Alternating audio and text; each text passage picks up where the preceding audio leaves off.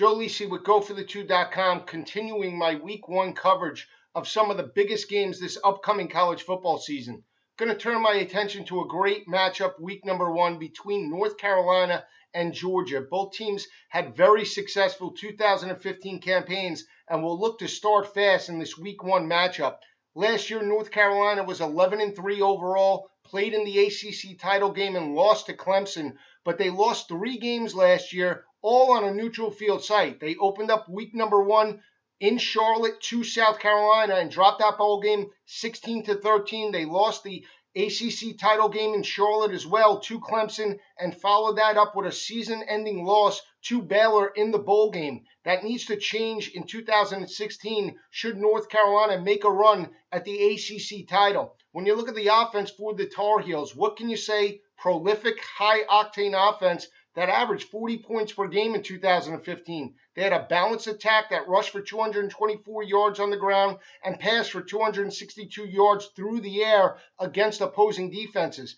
North Carolina will miss senior quarterback Marquise Williams, who moved on to the NFL. Last year, Williams accounted for 37 total touchdowns, 24 through the air and 13 on the ground, and that's production that the offense needs to make up in the 2016 season. The good news is that Mitch Trubisky, who did play last year, does return to the offense. He seems to have the nod entering spring camp with head coach Larry Fedora, and he does have experience. He completed 85% of his passes, 555 total yards, 6 touchdowns, and no interceptions. So that's a positive sign as North Carolina opens up spring camp and, more importantly, looks to the week 1 matchup against Georgia.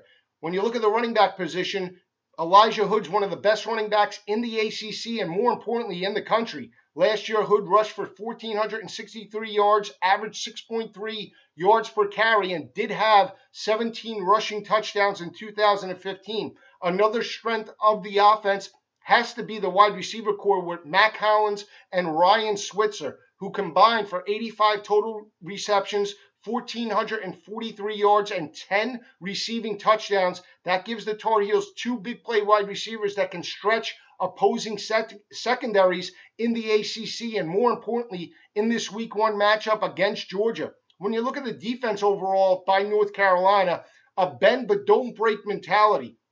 Last year, North Carolina allowed 24 points per game, was very solid in the secondary, only giving up 188 passing yards per game to opposing quarterbacks, but it was the rush defense that was a cause of concern. This was a defense in 2015 that allowed 247 rushing yards per game. That needs to change next year. More importantly, on the road or on a neutral field site, North Carolina allowed 294 rushing yards per game to their opponents. And when you break down their 3 losses to South Carolina, Clemson, and Baylor, the defense allowed 406 rushing yards per game. They allowed 257 to South Carolina. They allowed 319 to Clemson. And everyone knows that they allowed 645 rushing yards to Baylor in their bowl loss.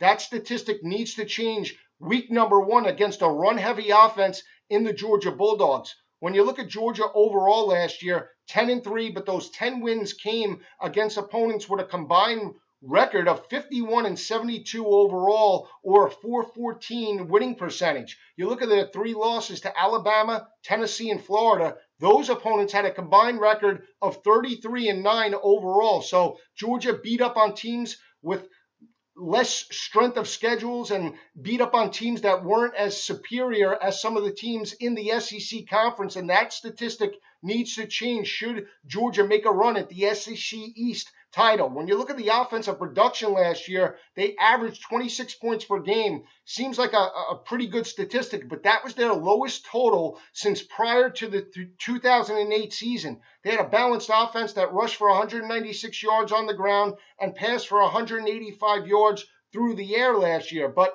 there are 2 main causes of concern from an offense that struggled last year in big ball games. Third down conversions significantly dropped off from previous years. Georgia last year in 2015 converted 31% of their third down situations.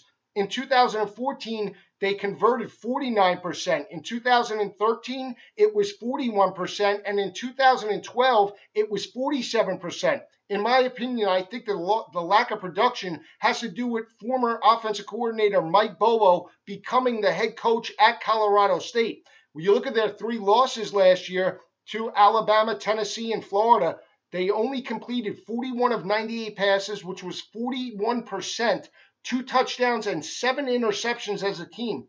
That statistic needs to change in 2016 should Georgia make a run at a possible playoff appearance. You look at the quarterbacks overall, Grayson Lambert, who completed 63% of his passes last year, he does return. He threw for 1,900 yards, 12 touchdowns, 2 interceptions, but he needs to progress in the system to take the Bulldogs to the next level. Otherwise, look for Kirby Smart to utilize incoming freshman Jacob Eason into the offense. He's a 5-star recruit, a Maxwell Award winner. Eason's a big, strong-armed quarterback from the state of Washington that will give the Georgia Bulldogs some high-octane offensive aerial attack entering this Week 1 matchup. When you look at the running back position, Georgia's loaded. They do have Sony Michel and Nick Chubb both coming back.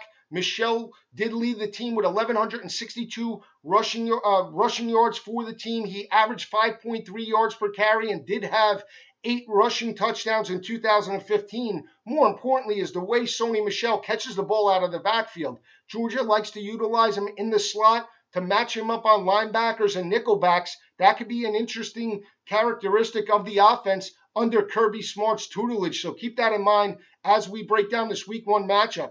Nick Chubb also last year did rush for 747 yards. He averaged 8.3 yards per carry and did have 7 rushing touchdowns in 2015. But he's coming off an ACL injury. He is ahead of a schedule, so we'll see how he is in this Week 1 matchup later in the year in September. When you look at the defense overall by Georgia, they only allowed, from a statistical point, 16 points per game and were very solid in both run support and passing defense. They only allowed 149 rushing yards per game.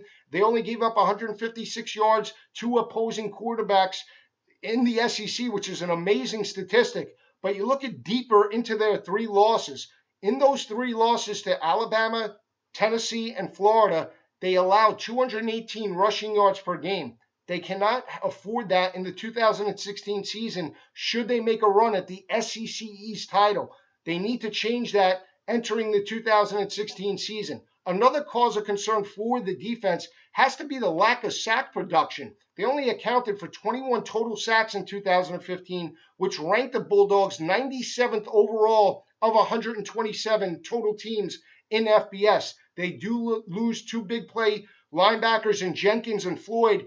How does that affect the defense in the 2016 season? When you look at turnover margin, they were +4 overall and played very well on the road in 2015 with a +6 margin, which is a very good statistic as the Bulldogs open up and make their way Week 1 against North Carolina. But when you look at overall statistics, they were minus in turnover margin at home. That's a statistic that I guarantee you head coach Kirby Smart wants to change in the 2016 season. We're just getting started. I'm going to break this game down in much greater detail as we progress throughout the season. Stay with me all season long on GoForThe2.com.